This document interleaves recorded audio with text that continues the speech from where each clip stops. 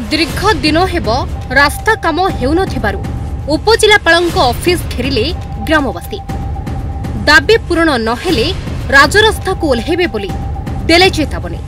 कटक जिला आठगड़ ब्लॉक गुडुपड़ा गांव को संजोग करुथिबा रास्ता दीर्घ दिन हेब माटी कादुओ होई रहिथिबारु गांव को एम्बुलेंस जाई पारु नथिबा पळे स्कूल पिला माने मध्य यातायातरे बहु असुविधार सम्मुखीन हेउछन्ति।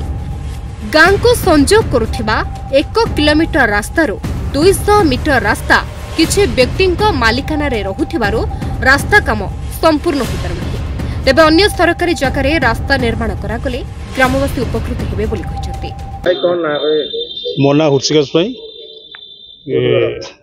घर गुड़पड़ा इच्छापुर पंचायत बर्तमान गाँव मुख्य कमिटी मेंबर बर्तमान आमर 30 वर्ष है रास्तार समस्या एभली जे स्कूल को यातायात करवा लोक मैंने पनीपरिया परिवहन सबु प्रकार असुविधा बर्तमान आम रास्ता जो आम जिते थर अवगति कराऊँ बर्तमान सरकार को कौन प्रकार सुफल आमको मिलूना।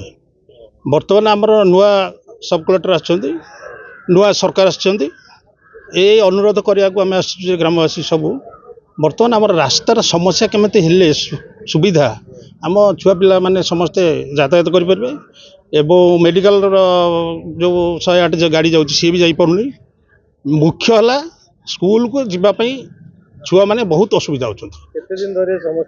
ए समस्या बर्तमान 30 वर्ष है आम देखी आसुँ। ए रास्तार समस्या आमर पुराना कटक संबलपुर रोड रु 200 मीटर आमर माने आम जिला पे रही आम गाँव को रास्ता संजोग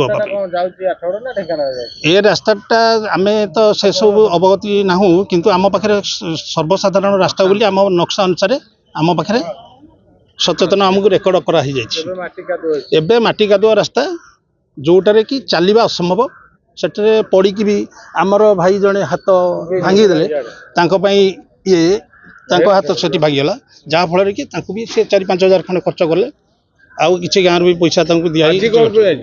आज आम आसे मुख्य रास्तार समाधान आम सार को कहूँ गोटे आप्लिकेसन देखे दाबी पत्र दे देकी जीवु जे आमको ये विषय रास्तार समस्या